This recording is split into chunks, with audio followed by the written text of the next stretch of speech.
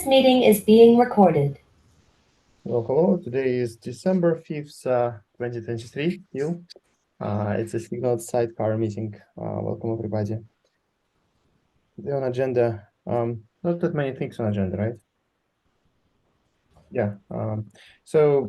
What I've been busy doing is trying to understand how injectors, like sidecar proxy injectors and like all other injectors will decide whether to inject native sidecar or inject regular, like old style sidecar. So I was trying to, I've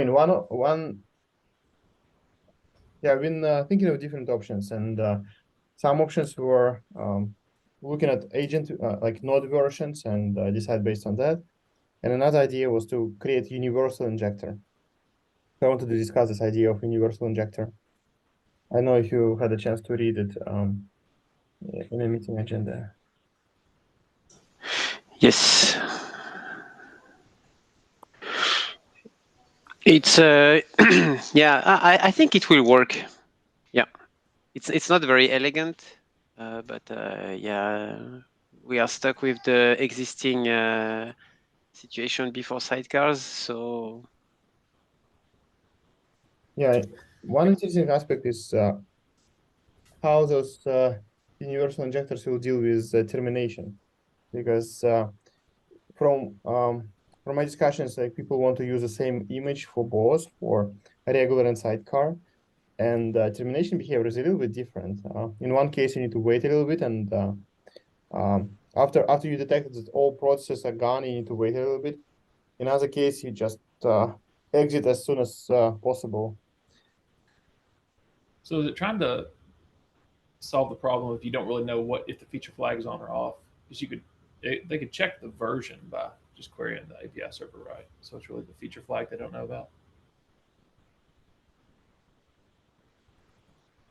Yeah, so one idea is to check a feature flag, but do you check it on, like, there are cluster and different node versions. So if there are node versions, like all node versions are greater than 129, then it's okay.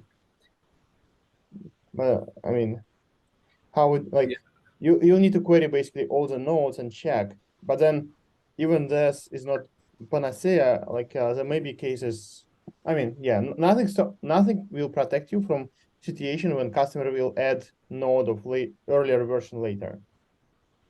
Yeah, and you don't know where the pod's going to schedule, and you got to put the sidecar in before that happens. Yeah. One idea we had is to inject labels and node affinity on pod. Like webhook will inject node affinity on every single pod that has a sidecar.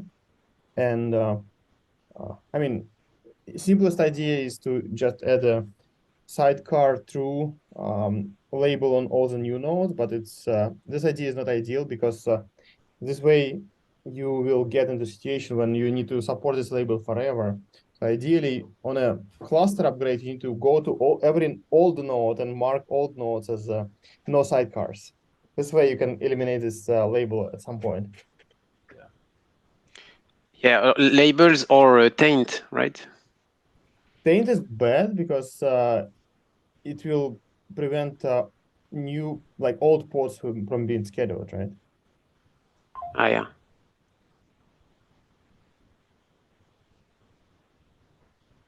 Yeah, let me start writing it down.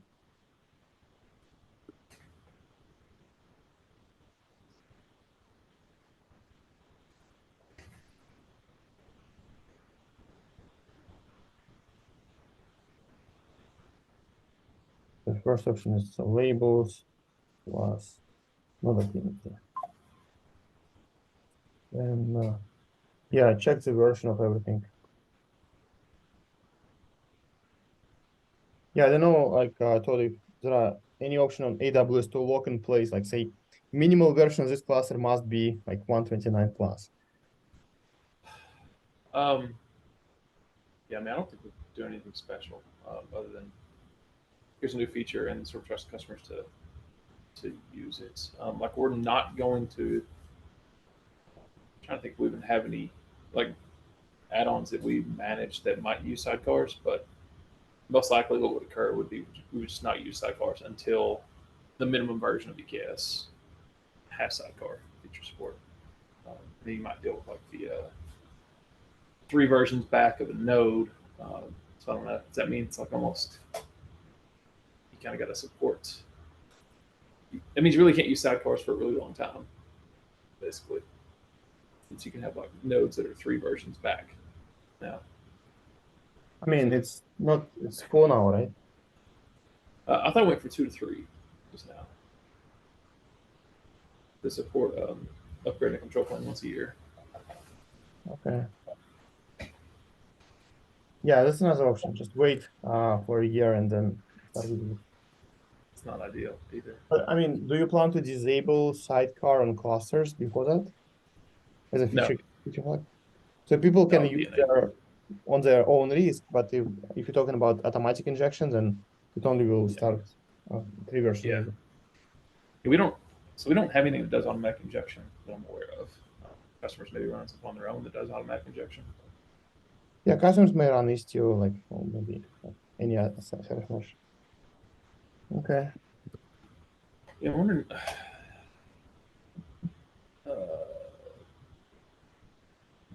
Trying to think, is there any weird scheduling stuff you can do? Like nothing without an awful lot of work, I don't think. Because what you really want to know is once the node is bound,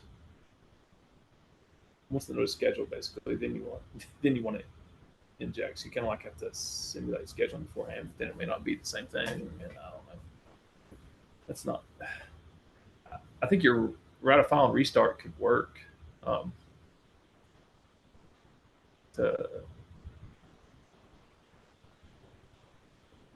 Yeah, maybe it's like a fallback mechanism for like mixed node clusters. If they're all 129 plus, then new sidecars. If they're all 128 or before, then whatever. But if in mixed mode, then you go to this. Yeah, I wonder if we want to document this mixed mode universal injector. Should we just do it on kubernetes-io? I don't know how, like, I think it's important enough for me because we are looking into ways how to enable it. But I don't know if it's important for anybody else. Like, it's just like my problem or community problem. No, I think it can definitely help with the adoption. But documenting is good, but probably we need to give like a reference implementation as well. Yeah. Okay. Yeah, okay, let's get deep into the discussion. So I just replaced the implementation with a little bit different implementation. Yeah, yesterday I was thinking about it more, and comments and Gonjo made in the chat. He said that there may be situation when missing, like, original design I was proposing is init container will create a file and exit immediately, and on restart it will delete file. So regular container will know that if init file is there, then first init container run only once, so it's not a sidecar. And if it's not there, then it means that sidecar is running, so it shouldn't start any sidecar. But Gonju made a valid point saying that there may be a situation when init container failed for some reason, and there is no file because of that. I'm not sure how valid this is, because if init container fails and sidecars are not supported, then pod will not go further. And if init container fails and sidecars are supported, then it's like very weird failure. So it needs to fail just before it can write the file, and it's not running anyway. So like regular container must start itself. But I mean, in any case, I just changed the design a little bit. So init container will write a file saying that I started once, will exit, and then on restart it will say, okay, I was restarted, so I will be a sidecar. And then the regular container will read the state instead of like, state will not be binary, like yes or no, but it will be like more based on content of a file, there will be more states or something like that. So the only question for me is how to synchronize properly, like between sidecar restart and regular container bootstrap. there may be race condition, right? So kubelet is too slow to restart the init container, and a regular container will pick up and start itself.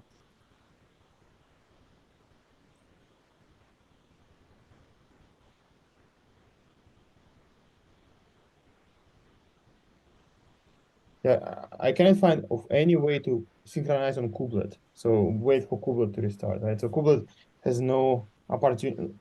Kubelet has no other condition to restart. It just will restart it at its own will. Like it doesn't care, right?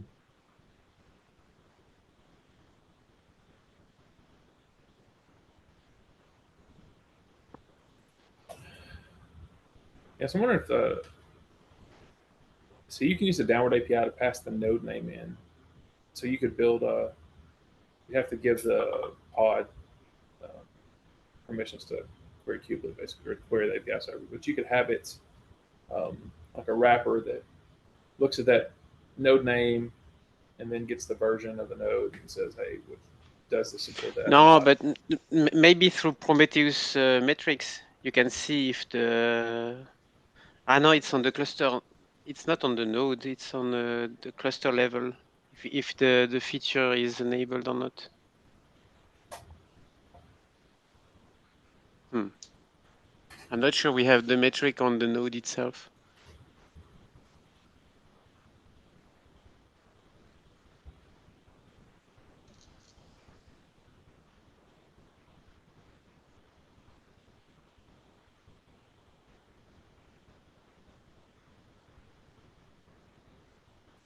There was a kept request to be able to pass node labels via download API, which I don't think anyone's ever really kept for it, but something like that might be useful for something like this. Yeah, indeed, it will be very useful.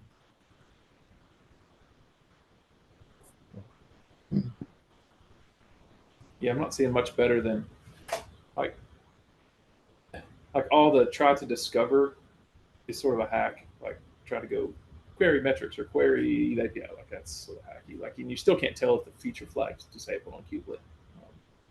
Sort of unfortunate. So then you're really stuck with trying to determine it via observing the behavior of yourself. Like, did I get restarted or not? And you can query config z, right? It will give you feature gains, but then you need to have a host network, and it's even worse.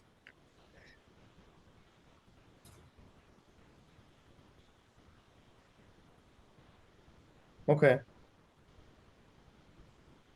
Yeah, I think this universal injector is one of the best options. It has its race condition and has a slowdown on a bootstrap, but at the same time, yeah, it will work. I mean, it will work better than without it.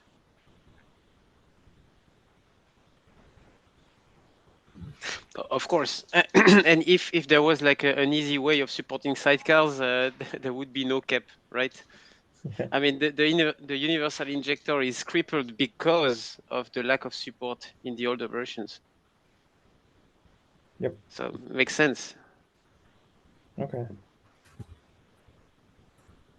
Yeah, I'll ask again if I'll have a prototype. I will ask again, like, what do you think about publishing it? I don't know how much interest you have for this documentation. It may be interesting, but I don't know. If you find better solution, I also will let you know. Yeah. Another thing, another topic is Thor will start today, hopefully.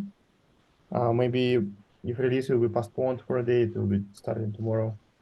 I wonder, like, you probably can start hacking around the solution for restart on termination. So another issue that we found on restart and termination is while pod is being gracefully shut down, there is no update of service account tokens. So if you use some security mechanism and you are in graceful termination, then you're losing this capability. And it's basically the same idea. Like there is no sync loop and nobody there to update update secrets and such. So yeah, we have some bugs that contribute to that. I think maybe we can split this action effort into like enabling sync loop first and see like is there any side effects, and then put logic into sync loop. Like, okay, now we will do this and now we will do that in sync loop. The complicated part is when to finish the sync loop. So I wonder if it may end up being easier to add another sort of pod phase, just like internal, like because right now it goes like once the pod's terminating, everything is shut down and almost like a pre-terminating where we're waiting on main containers, but we're still running all the sync loop stuff. We're not actually having to stop that. And then I guess it really only goes to terminating when the grace period is expired or they're shut down. I don't know. That code is complicated already. I'm trying to figure out the simplest way to be able to add this new sort of capability into it. So how the new state will help? Is it just easier to check than checking deletion timestamp? Yeah, I thought so what I was looking at was that, and I haven't looked into adding a new state much, but basically the way it works now is when you start terminating, no more sync loop occurs, and basically that termination call assumes that, if I remember, like everything blocks. You call that kill pod with sync or whatever, and then everything blocks until all the containers are done, and then you're fine to stop terminating. So really, what needs to happen is once you sort of enter that pre-terminating phase, that call can't block because you still need that sync loop running to keep populating the events and doing health checks and all that other kind of stuff. But I guess it's kind of weird because you really only want to do health checks on the sidecars too. I guess I don't know what would it mean for a health check to fail for a main container that is already in the process of terminating, like a liveness probe. I guess you don't want to run the liveness probe except for sidecars. Yeah, but we want to run readiness probes For main containers? for all containers. Because readiness probes, like, like endpoints are still connected. And there is like new endpoint state, like it used to be ready and not ready, and now it's ready and not ready is the same, but then there is a serving. And serving means that it's in termination, but it's still ready.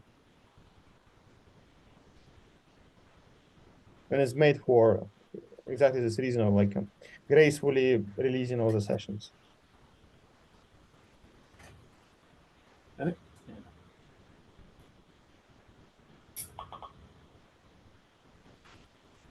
maybe good to start by really documenting like this state flow of pod life cycle. I think someone said they have. Idea actually, yeah. Where? Yeah, I'm sure Tim will love this.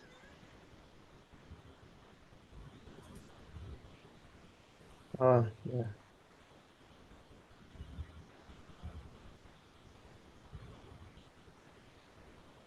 Yeah, I think documenting and testing scenarios would really help.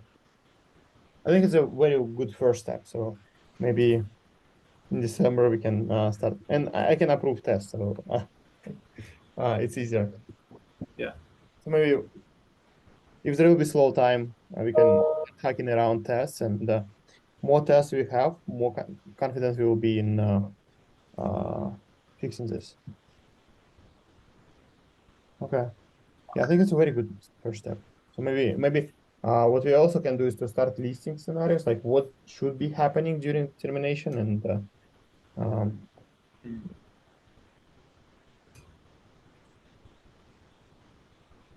Yeah.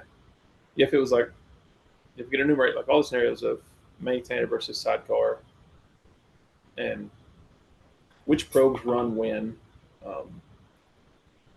during this whole sort of termination process, at least make sure we don't. Okay. Yeah, it's a good idea. So I am afraid to take this as an action item. I don't know how much I can commit during December. Maybe we can revisit in January unless somebody else wants to take it and start the document. So yeah, another topic, like I wouldn't be able to join next week, and then week after the next is Christmas. So I think our next time we meet is January 2nd. You're okay with that, right? No objections? Yeah. I don't know. People will join January 2nd. No pressure here. I totally realize that it's not a. I mean, my kids will go to school, so I mean, hopefully there will be no like flu or anything. So I will probably go to work, but yeah, if you have different situations, especially I don't know what the holidays are in Europe. Feel free to take remote numbers. Yeah. Don't worry. Okay. Yeah, I think we have next steps, and I will try to document how to enable stuff on 129. Yeah, thank you very much. Thank you. Have a good day. Bye.